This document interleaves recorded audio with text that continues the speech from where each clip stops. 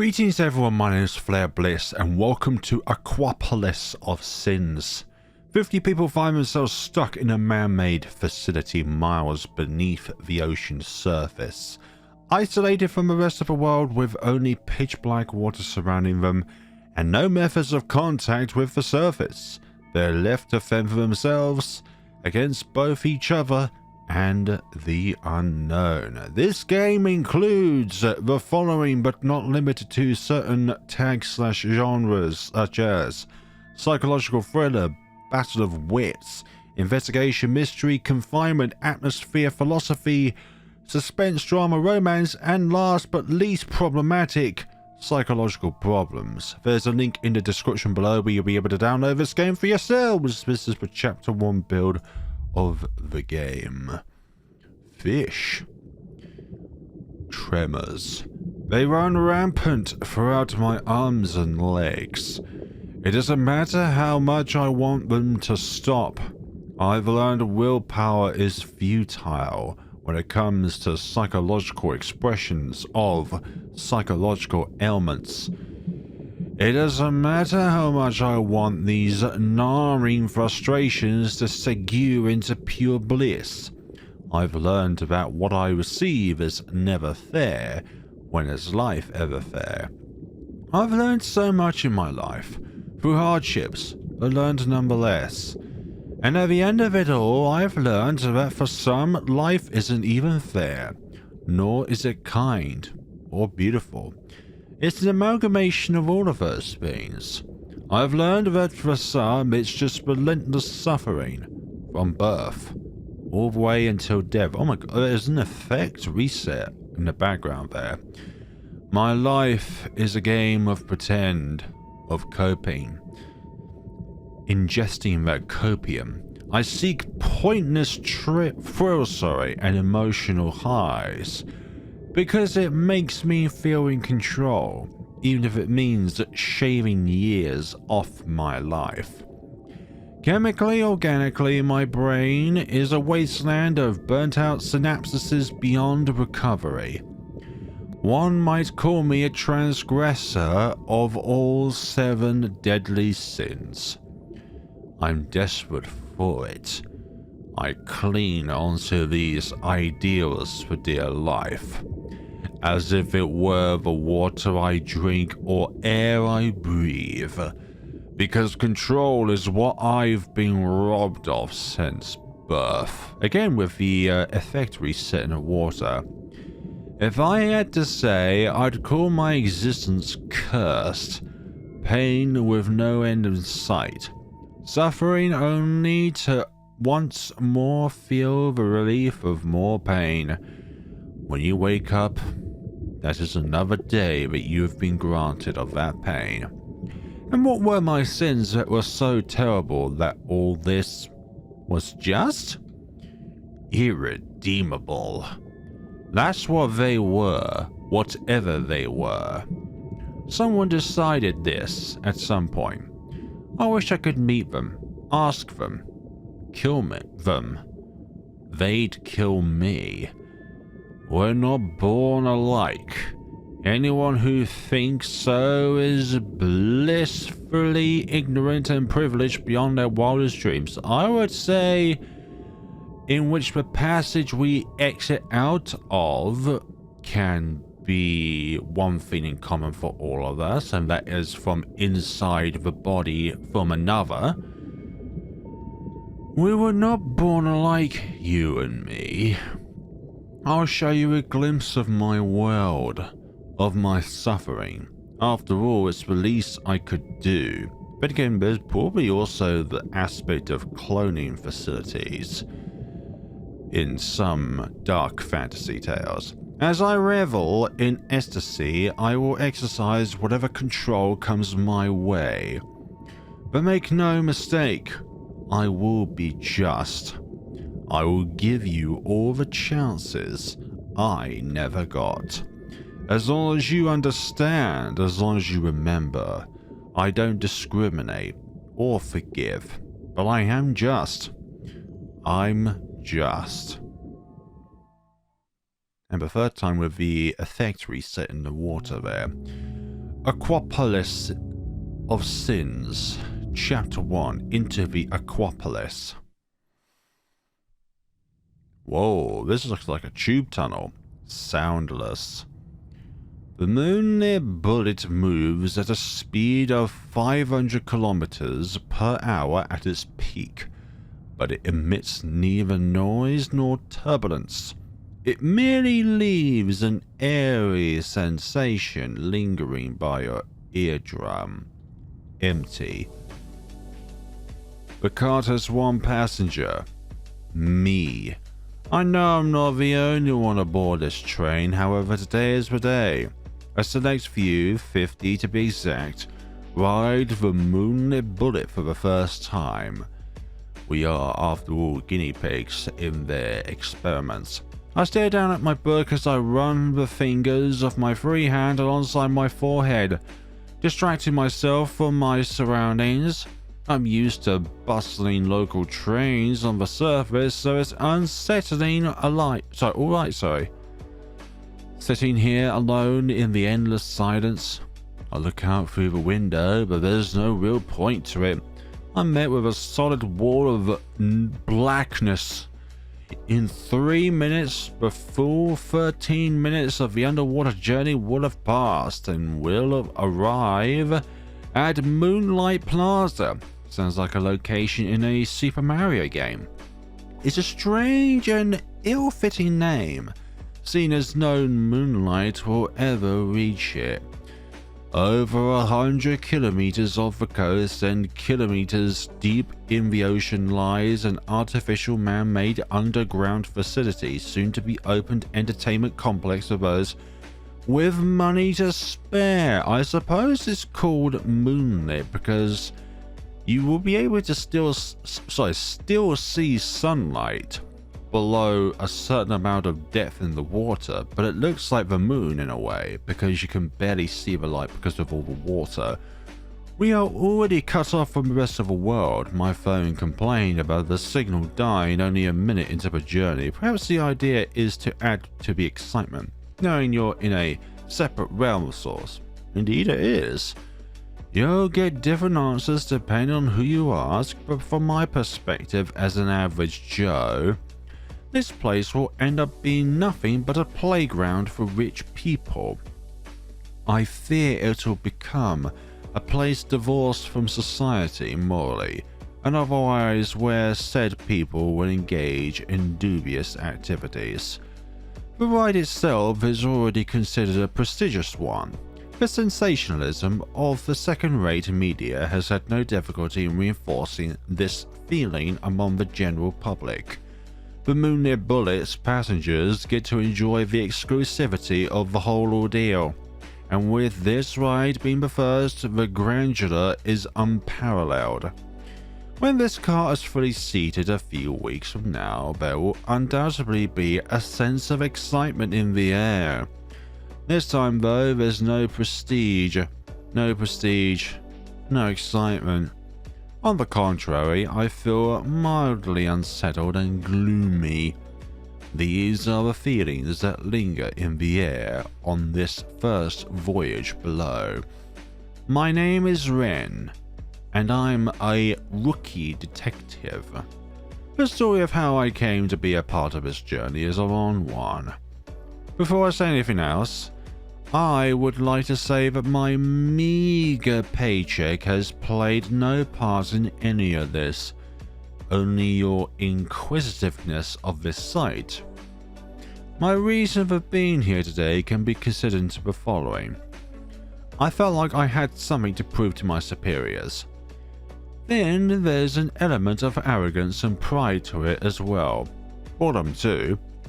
The point is, at any point, I could have chosen to dodge the task, but alas, paperwork and preventative security work of the dreadfully dull kind awaits me down there, and I've made my bed, and I am going to thoroughly lie in it. Minutes pass in silence all the way until the train slows down. A strange sensation runs through my body. And that's how I know we've arrived. I look through the window, but the surroundings remain dark. Has the facility staff not arrived yet? Or are they perhaps on this very train? The first thing that strikes me is that my head feels no different than on the surface, despite being deep underwater. I'm embarrassed to admit to reading it, but in one of those sensationalist magazines I've mentioned earlier, I learned that they decided on using new, revolutionary atmosphere simulation technology for both the train and Moonlight Plaza, and this must be the result. I'm both impressed and terrified. Should it fail, I imagine the pressure of the ocean would be enough to crush our puny bodies in an instant, like watermelons smashed into asphalt. What a mess that'd make. To think, though, that there are underwater creatures that can survive miles deep beneath the ocean. I get up from my seat and stretch my legs a little. I suppose I'm not as young as I once was. But again, none of us are. I should take proper care of my aging 28-year-old body. Me, it's 28 plus 1. You can do the math. I grab my suitcase from the steel-reinforced storage area and head towards the doors. The darkness outside the train amplifies the eerie atmosphere I've been feeling all the way up to this point. I thought I'd be amazed to finally arrive down here, but on the contrary, I have a feeling that this is not a place I'd like to linger around in for too long. Well, this is a game, and you're gonna lie in it. An unfortunate conclusion, since I'm staying for a month. With my suitcase in my hand, I brace myself as the doors open. The air from the plaza rolls in and fills my vicinity. Stale, dry, and to it. There's a strange smell reminiscent of a library. I feel strangely nervous as I step off the last carriage of the train. I look up ahead and find that other passengers are stepping off the train just as I am. In silence. There are no signs, no directions, and the lighting is poor. People have begun to walk up the platform. I soon catch up to the first person in front of me. They move forward in a graceful stride, entirely lacking urgency. It's a tall woman, her blonde hair bobbing elegantly behind her with each step. Then, something falls out of her bag. Surely she'll notice. But she doesn't turn around. She doesn't notice. Hey, excuse me, you dropped. Hello there. I don't manage to complete my sentence before she turns around as her eyes meet my head, turns pure white. This must be somebody in which we are familiar with. Somebody in the past. Oh.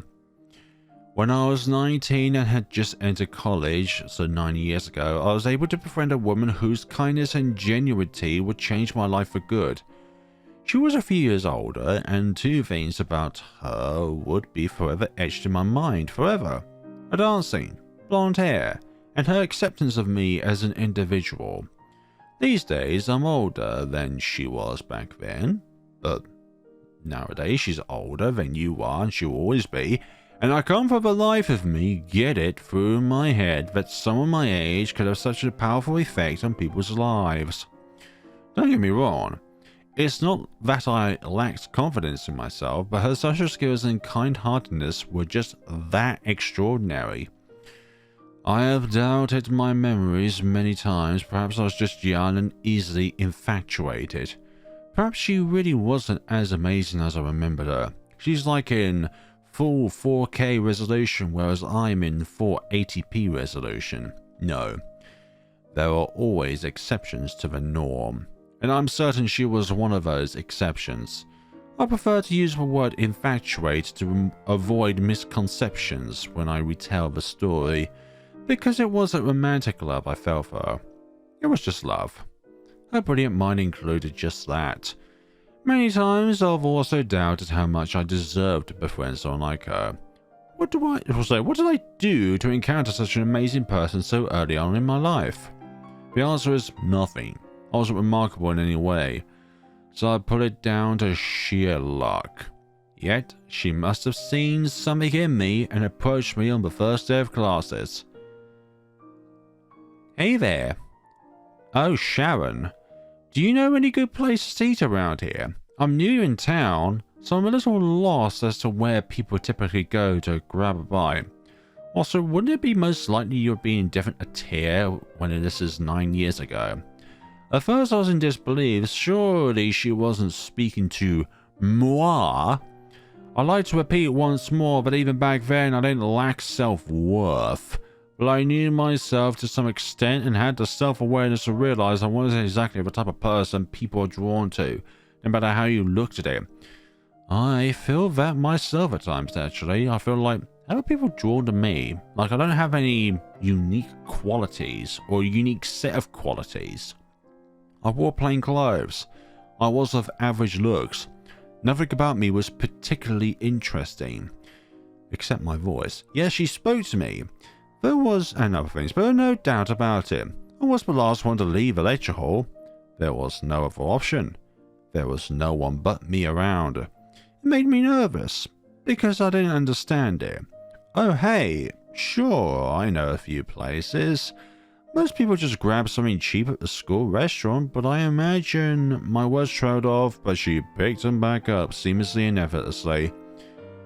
That I'm looking for something else, you'd be correct. I'm starving. Overpriced and undersized sounds like a bad time to me right now. Undersized, you say? Everything about her was blinding to me. Why was such a bright person speaking to someone as gloomy as myself? If you got no plans for lunch, perhaps you could show me your favorite place? My plan was to chow down the nut bar I had stashed in my bag and stick it out until I was home to eat. But I couldn't tell her that. I couldn't be a penny pincher. Not today. Not when she had asked me so earnestly. Sure. You ready to go?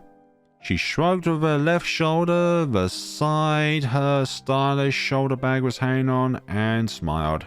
Emerald eyes glistened with positive energy. Yeah, lead the way. And so I did. I went to a bar of sorts. We didn't talk about anything particular. It was the usual first encounter topics that came up. What was our opinion of the first day, of the teacher, of the school, of the subject we had chosen to study? What was particular, however, was the speed at which she made me relax around her. How quickly she made me feel validated in my opinions, and how comfortable I felt sharing my honest thoughts and feelings. It was a first for me. No one had ever made me let my guard down so quickly before. Many have seen it as a red flag if it's too good to be true, and so on. But one meal together that day was all it took for me to completely let her into my innermost feelings. And for that, I'll be forever grateful. Lost for words. Meeting her was a turning point in my life. After she accepted me, of my thoughts and my opinions, of my personality and my individuality, as a person should, I felt like I was finally allowed to be a person, and not just a set of labels. I know it sounds strange, but that's what I feel that she gave me, even to this day. The day after and every day going forward, we rode a bus together side by side in the same seats, 33 minutes in each direction, our legs touching, perfumes mingling, minds interlinking. She became my best friend and I became hers. It was as if I'd met a long-lost friend or family, or perhaps it was something else entirely. Maybe a long-lost partner? She shared her warmth. It cancelled out my cold. I became more whole with each second spent in her presence. Mentally, we became one. Schoolmates began to refer to us as each other's partner, even though there was nothing romantic between us. In fact, outside of school, we didn't see each other at all. Neither of us minded, though. I think it's because we both realised that's what we were to each other. Colleague partners. Any parent assignments we do together. All the meals during school days we ate together. If she was sick, I took notes for her, and vice versa. She was the yin to my yang. She was the north to my south. There weren't any deep thoughts behind it. It just ended up that way. It was just how things were supposed to be. But perhaps there could have been more. I don't know. She had a boyfriend of 7 years whom I never met. From what I could gather, they were bound to get married soon. A part of me always thought that we'd be good together, me and her, but I could never trample on her personal life like that. Not after everything she had become to me. I never mentioned such thoughts, and neither did she. There was no reason to, because we both knew it was pointless to speak of. We already were everything we were supposed to be. A year and a half later, I dropped out of school for unrelated reasons. Ooh, what could this be? We went our separate ways. She presumably got married and I never saw her again. I still think about her often, and what she gave me during our short time together is something I'll never let go of. I carry it with me always. For these days, it is me. Her name was Sharon. Hello there. All that I just recapped ran through my head just now. It must have taken a long time. Hello there. Why? Because she's standing in front of me. There's no reason for her to be, but she is. Before another thought could pass through my head. Oh, a deafening sound ensues. It pierces my eardrums like lightning. I instinctively cover my ears with my palms as I look around. Red lights are flickering ceaselessly, elevating the anxiousness of the situation. Sharon's face is stiff with terror. I nudge her towards a wall. Whatever this is, stand out in the open is not a good idea, as my eyes dart all over the place, desperate to find an explanation for all this. Arrows appear on the floor. They point forward. Sharon's got her ears covered as well, but a nudge with my head appears to have gotten the point across. I wouldn't have necessarily done that. Leaving our belongings behind, we follow the lit-up arrows on the floor. We enter a dark corridor. Only the floor makes the place somewhat navigatable. A dimly lit and open space comes into view. Whoa. The dull murmur of a mass of people trying to communicate with each other is drowned out by the alarm. We're the last to enter the room. As we get closer, their heads turn towards a large screen in the middle of the room. It's turned off, but as we get closer, it turns on and click. I wonder what we could fit on that screen. Who knows? It turns on. I can tell, because the area around it is lit up. Simultaneously, the deafening alarm is shut off. People sigh in relief. The echoes travel well in this otherwise barren room. However, no image is displayed. The murmur from the people in front of me intensifies. Then a deep voice escapes the speakers. The ground trembles from the heavy bass.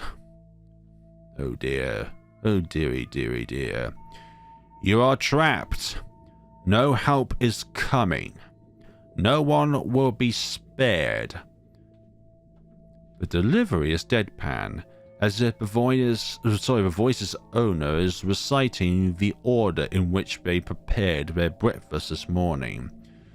The recording pauses, as if giving us a moment to realize the horrifying nature of its message. I feel cold. The kind you feel as you step into the snow-riddled outside, leaving the warmth of your blanket and fireplace behind. Very bad in the middle of winter. I don't want to move. No, that's not right. I'm having trouble moving. My limbs feel stiff with fear. There are 50 of you here. 5 have the genetic makeup of a violent killer, including our friend probably. 3 chilling sentences, and one thing that could have made things worse, a direct threat. Before another thought could reach my consciousness. Oh, whoa! A explosion! A big old explosion! I don't know the nature of the sound or where it came from, but I instinctively reach for Sharon's back and pull her down towards the floor. Panic ensues. The noise level shoots through the roof once more as if an explosion had just gone off. Chaos reigns. People disperse in every direction, trampling on an unlucky few. Some deliriously charging in our direction, but I managed to fend them off by sheer upper body strength, but also sheer conviction that they will just dart around us.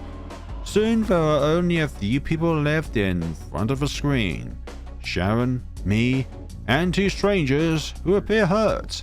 I scour the area around us, but it's either too dark or too distant to really say much at all about the state of things. This entire underground facility was hijacked by a bunch of terrorists. What I do know is that the origin of the sound is nowhere to be found. All I can hear is some distant yelling and screaming, and it's moving away from us. I imagine the explosion must have come from the speakers, or somewhere very far away. I calm down a little and wager a guess as to where the loud bang came from. I look up from my kneeling position. The screen is so dimly lit, but right as I do, it turns off, now displaying pure black. Sharon's grip around my ankle is limiting blood flow. Goodness sakes. A familiar ticking sensation begins to spread in my foot. You can let go now. I think we're alright. My foot comes back alive as her grip eases up. I shake it, trying to get rid of that prickly feeling. I ransack the rest of my body. No harm has been done, barring a copious amount of sweat staining my clothes. What the hell was that? Her voice is unsteady. I don't know. Scare tactics, I think. Are you able to stand? She grabs my extended hand and soon pulls herself off the ground with my assistance. We should get out of here. I look over at the 2 people knocked over by the crowds. My first instinct is to help them out, but the other 5 have murderous intent. What if both of those have murderous intent? Will that knock it down to 3? And what if Sharon here has murderous intent? Before I can make my decision, Sharon has already approached the person closest to us, a younger girl. I can't help but to immediately feel nervous as she goes against my instincts. Hey, are you alright? Oh, the girl groans. What happened? I'm a bit dizzy. She's dissevered, her hairdo has become entirely undone, and a small trickle of blood is running down her upper lip from her nose. From her nose, okie dokie, so something must have happened there. I think, someone elbowed you. I thought it was like internal, but it was caused by something external. Sharon promptly reaches into her inner pocket and produces a napkin. Here, what's your name? She presents a napkin to the girl. Anna. It'll stop soon, Anna. Though if it doesn't, just pinch the soft parts of your nose right above the nostrils for 10 minutes or so. Okay? And just breathe through your mouth. Okay. I feel distant. My instincts tell me to grab Sharon and get the hell out of here, but I suppose that's just what they want.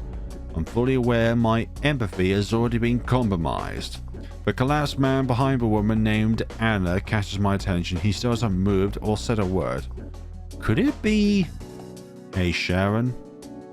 She looks up at me, then I nudge my head towards the lifeless body behind us. Don't use my name. She leans in towards me and tells me off. A voice in the back of my head still screams at me to get out of the spotlight that is this scene. But again, Sharon does the exact opposite. I feel paralyzed as I watch the events unfold. Sir, are you okay? She moves over to him, kneels down and places a hand on his shoulder. Next, she reaches for his neck, placing 2 of her fingers along his carotid artery. The look on her face says it all. My suspicion was right on the money. We should go. I feel uneasy being out in the open like this. She nods without saying a word, gets up and joins me by my side.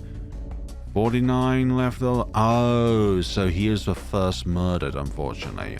The thought is a provoking one. My temples are pounding. Now, what to do with Anna? Can you stand up? Yeah, I think so. Come, let's get out of here. Anna follows us as we walk into the dark away from the spotlight in front of the screen. I tense up as my eyes readjust to the change of light and my ears scout for any noise. I don't know where I'm walking, but ideas begin to flood my head in a stream-like manner. During my preparation for this trip, I was given the layout of the place by the head of my department. As an officer of the law and thus in a position of responsibility, he said it'd be a good thing, if I had a rough idea of where things are located in case of an emergency. And this is definitely an emergency. I never thought it'd prove useful. It's harder to navigate than I thought, though I look around, but reported facilities give few clues as to where we actually are. Sharon's shoulder keeps bumping into my own, that's how close she's sticking to me.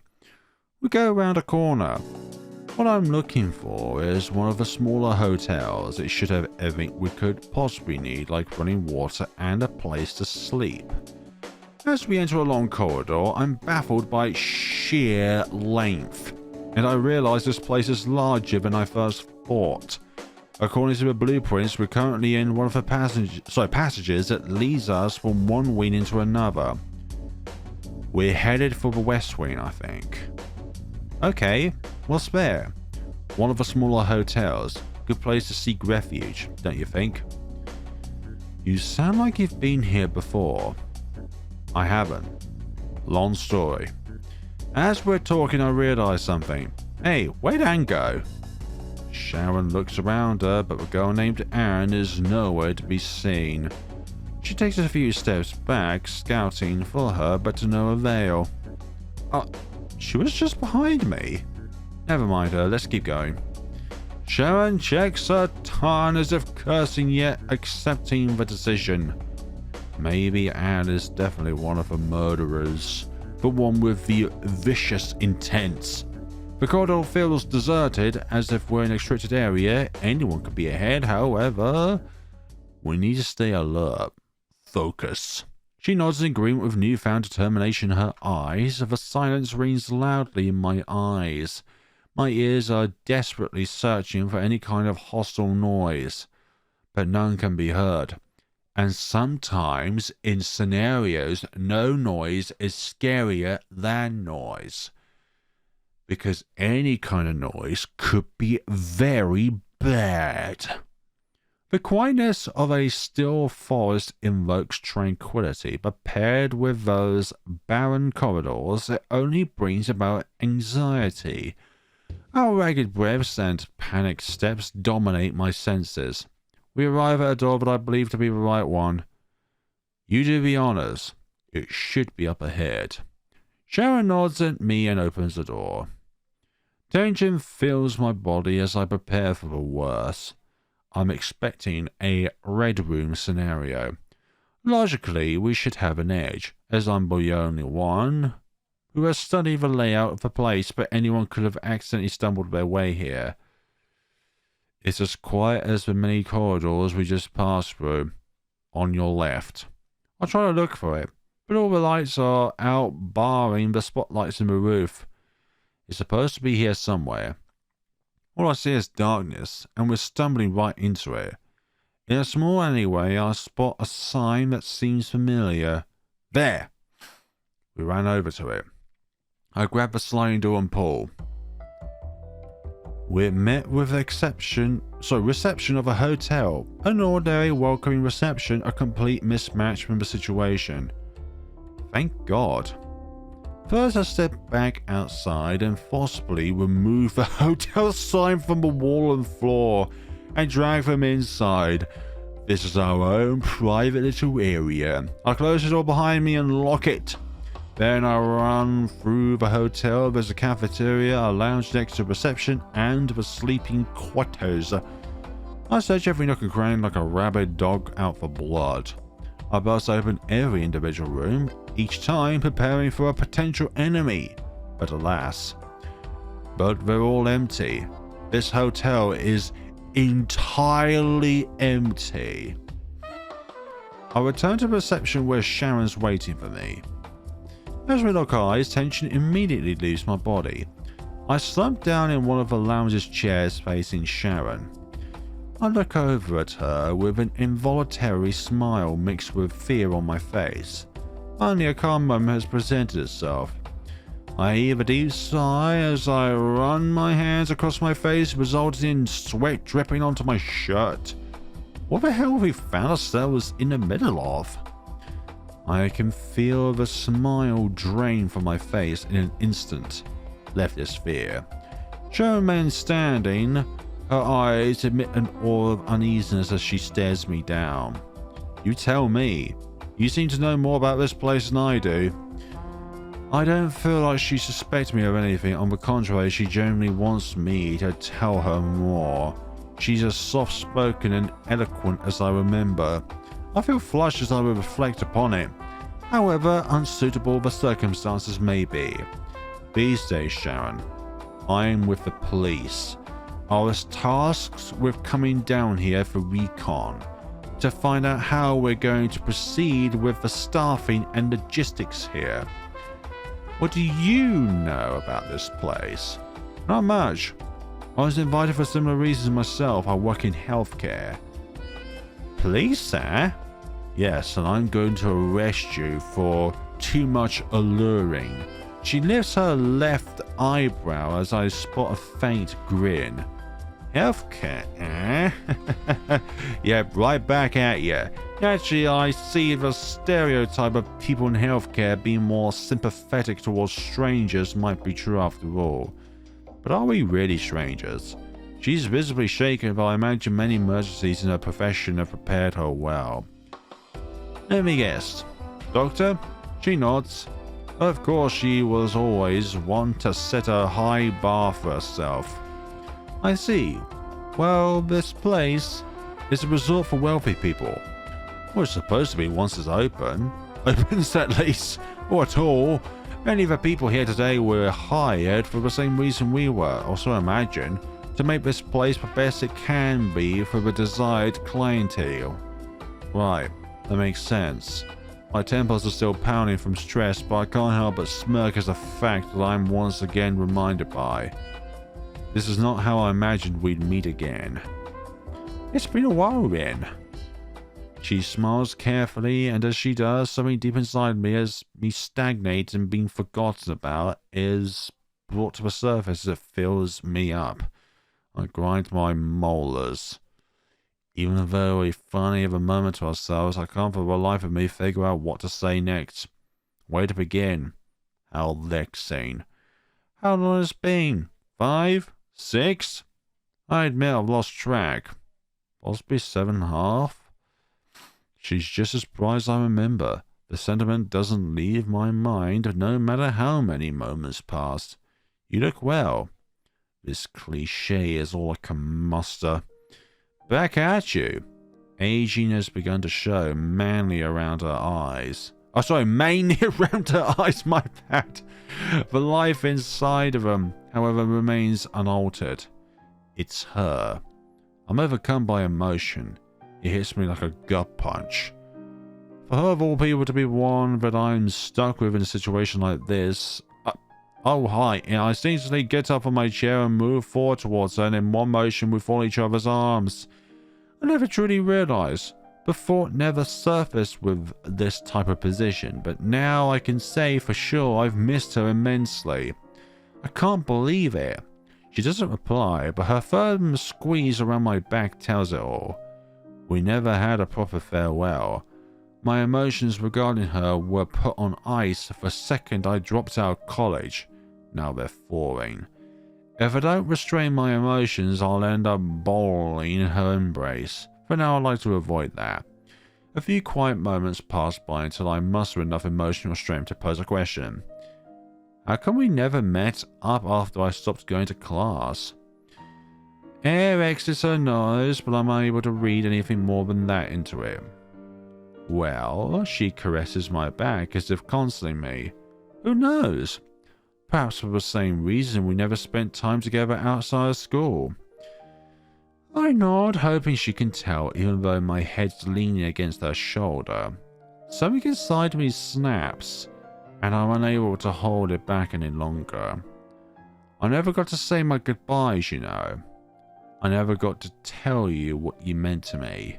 She laughs slightly, arms still wrapped around me, nose sniffling. It seems she beat me to it. You were always such a romantic, and I see now that some things never change. Perhaps I knew. I didn't have the guts to head into a situation that emotional. But hey, we're here now. Alone. The dire situation we found ourselves in seems to have brought out her most earnest thoughts. Yeah, exactly. In these kind of scenarios, you can't really put on a facade. I can't stop the tears from rolling down my face, but it's all good by me. I feel as comfortable around her as I did all those years ago. Indeed, some things never change. Have you been good? Oh, I have, thank you. Yourself? Sure, until I set foot in this place. Right back at you. It dawns upon me how much we have to catch up on and how little the circumstances are suitable for that purpose. Hey, you don't want the others to know we know each other, right? Why? Because then they can use that as a weakness. She releases me from her embrace. I do the same. I don't know. Instincts tell me it's better to keep it between the two of us now. We don't know why we're here or how things will play out with the others, so any information we can admit might serve us well later. Right. She even smells the same. Her scent is unmistakable. I feel nostalgic, infatuated, and emotional all at once. I feel a headache coming on. This is all very overwhelming. Gah. I grab my own temples as a particularly bad pain spike runs through my head. You okay? Just a headache.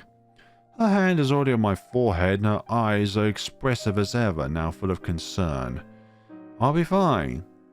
So you were saying that we keep the fact that we know each other a secret for now. I think that's for the best. Okay.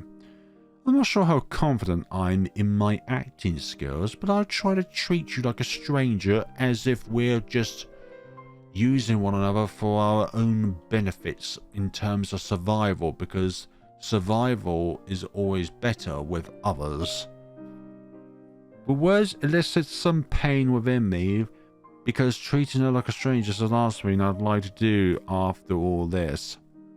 That is, if we ever run into anyone else. The fact of the matter is that we're now isolated from the rest of the mall. This thought reminds me that we ought to find a better way of barricading this door. A simple lock won't go a long way if there's a will. As I start looking around for something we could use, I playfully drop a remark.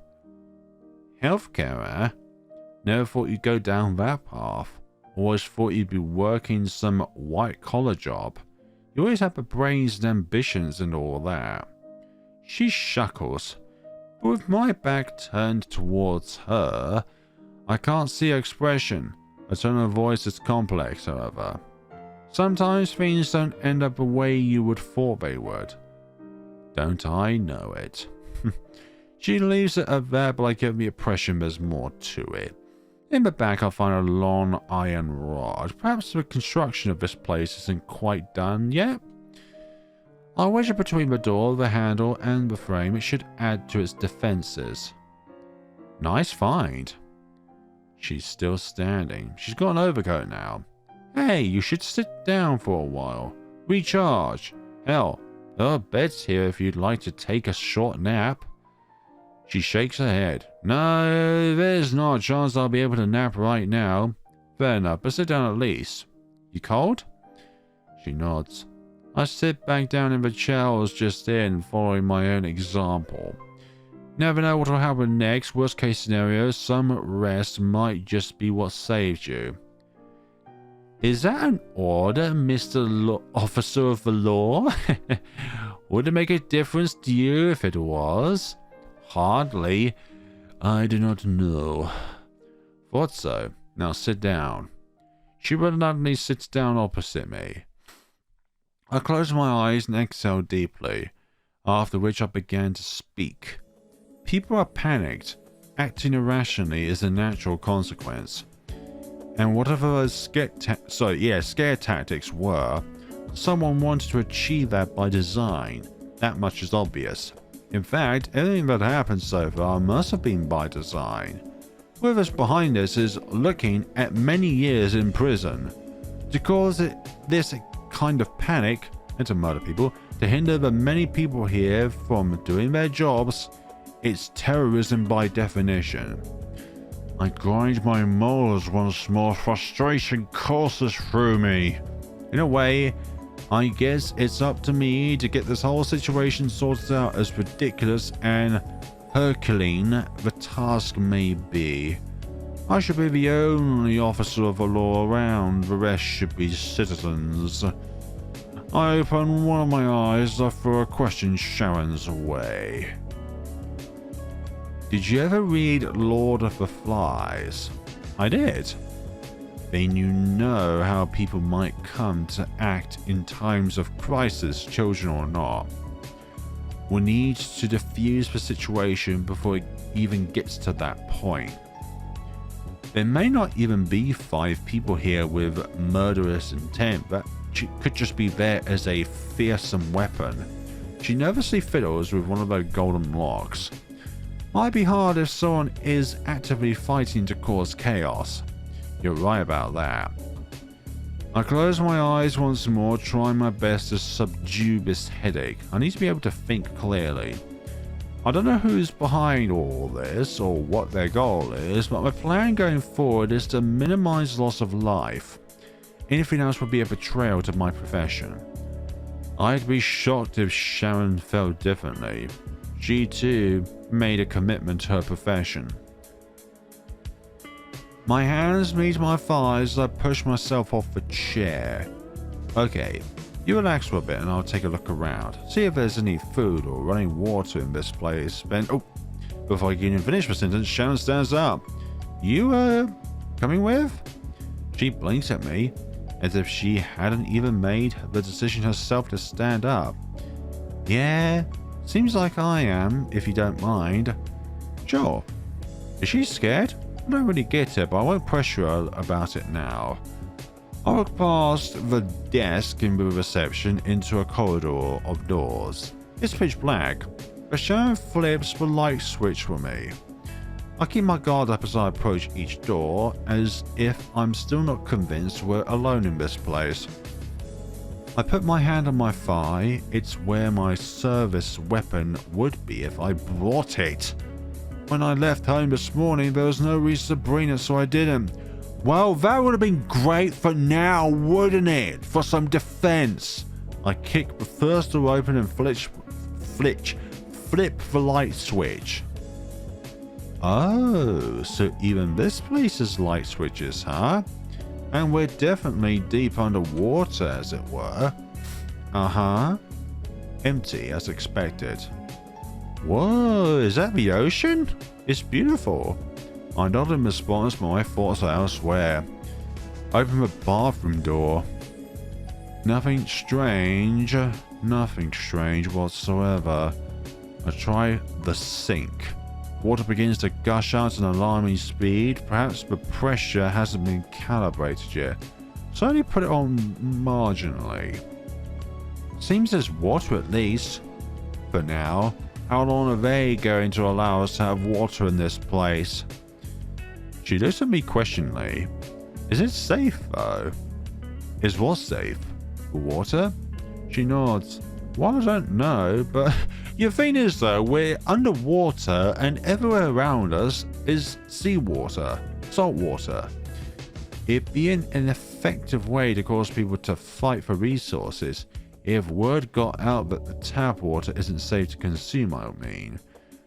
As much as it pains me to admit, there's a point. Whatever forces are behind all this, causing people to fight over resources, a tool of control. And it goes all the way back to ancient times. My throat is starting to feel a little parched.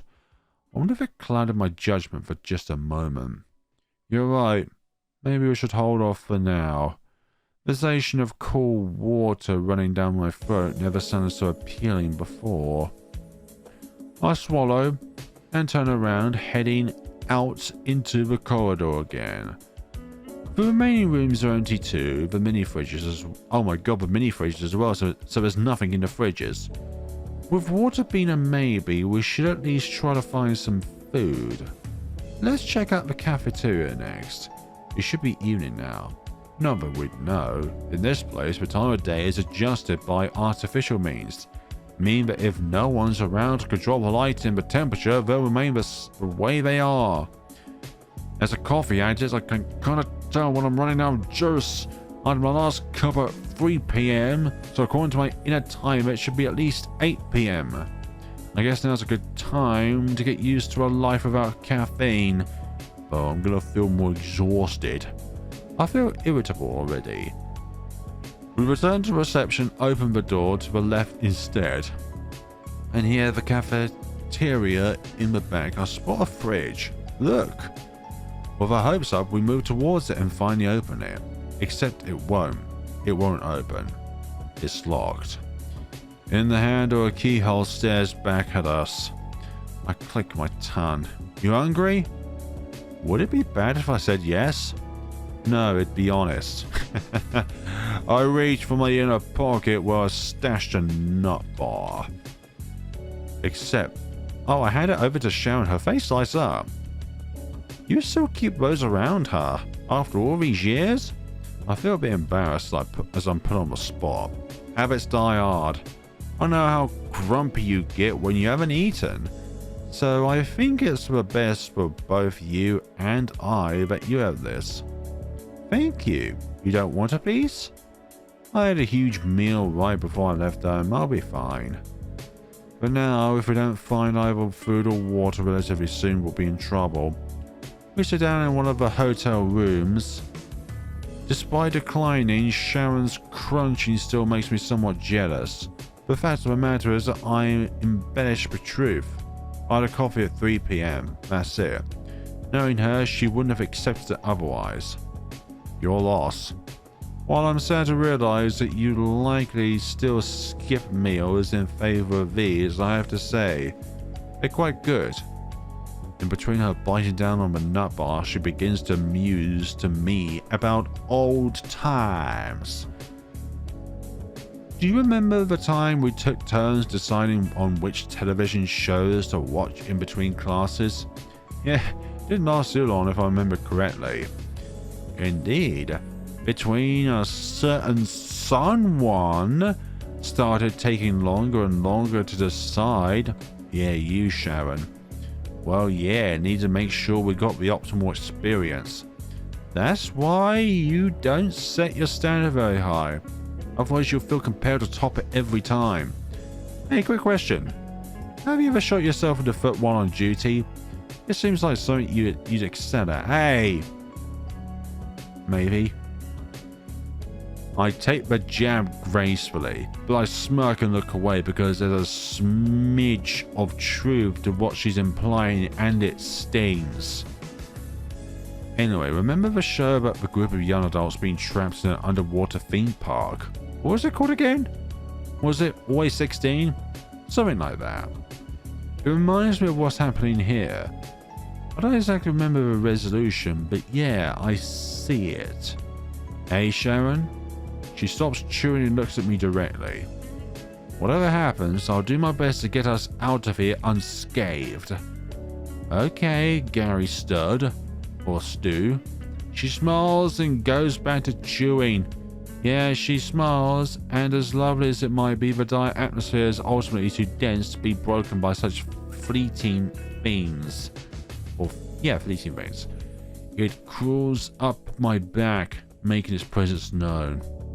You know, I think this has an ugly end. The message earlier, the locked fridge, the dubious water. It spells chaos. Someone's encouraging chaos. That's all I know. Now, where could the key for the fridge be? Even I have a limit for how low my blood sugar can get before I get grumpy. Tomorrow afternoon will be a pain. I voiced my thoughts out loud. I don't expect Sharon to reply, but it's probably motivational for going outside, as opposed to barricading oneself inside like this. Don't you think? I freeze up. The logic is sound. So yes, I agree. Whoever's behind this desires chaos. Letting people barricade themselves with everything they need won't lead to disorder. Thus, to survive, we won't be able to stay locked inside. I ponder upon her words for a few moments. You know, you'd make a pretty decent cop, but then again, you're more than decent at anything you set your mind to, aren't you? So you say. Don't be humble. It's more annoying than if you were actually bragging. I swear to God, you have to keep in mind that I actually know you. I'll keep that in mind. She makes an obnoxiously cute expression as she places the wrapper of the nut bar on the table. I don't like the idea of that, though. Here I thought I'd found the perfect plan for survival. Someone doesn't want it to be that easy. I think we better get used to that. But hey, I'm glad you're by my side. These days, you almost seem reliable. You almost? Thanks. Don't trust me to pick a movie to watch, though. Not within a reasonable amount of time. We'll be back right where we once were, and your disappointment would once again be immeasurable. Noted. She juggles and tilts her head in a way that feels incredibly nostalgic. I don't think we're watching any movies anytime soon, though. In fact, it feels like we're in one. I still can't believe this has all happened. Oh, you're in a different kind of movie. A visual novel. Yeah, you reckon the key for the fridge is out there somewhere? It wouldn't surprise me. Right. So, what do you say? Call it an early night? Get up early and take a look around? Hopefully we can avoid people that way? Yeah, alright. I'm not really just starved just yet. I wonder if I'll be able to get any sleep at all. For a second, I think about reassuring her, but it's a valid concern. All we can do is try. Try and get some sleep in this Chapter 2, Mice in a Labyrinth. I thought this thing only has Chapter 1. Well, we're going to leave it at that anyways. It's a very good breaking point for this episode. Thank you so much for watching. Let me know what you think of Aquapolis of Sins so far. I feel like it's a really slow build up towards the story of the game. It took a long time for us to be able to move anywhere forward within the game itself. Like, there is a lot of world building involved. Like, kind of like similar to a Steins Gate scenario where the game itself, it took a long time for it to build up and get to where it is at. But it takes many hours to be able to get to that point. Maybe this is a shorter, more condensed version of that. But in some ways, it does give me that slow world building stuff that takes a long time for us to be able to know what's going on, and all we get at this point in time is a few flashbacks towards the characters' past, but that's all we get in some ways. But in other ways, we're in the present and we're trying to fight for our lives in order to know what it is that we need to do in order to survive this hellish scenario of psychological problems. But who has the psychological problems? Is it Rin, or is it Sharon? Or is it one of the other 48 contestants, or probably 47, as one of them was unfortunately automatically killed at the very beginning of the horrific scenario? Thank you so much for watching, and see you all in the next video, whether it is a second Aquapolis of Sins video, or another game in its entirety, please check out this game. In the link in the description below, there you'll be able to download this game for yourselves. Thank you so much for watching, and take care of yourselves, people.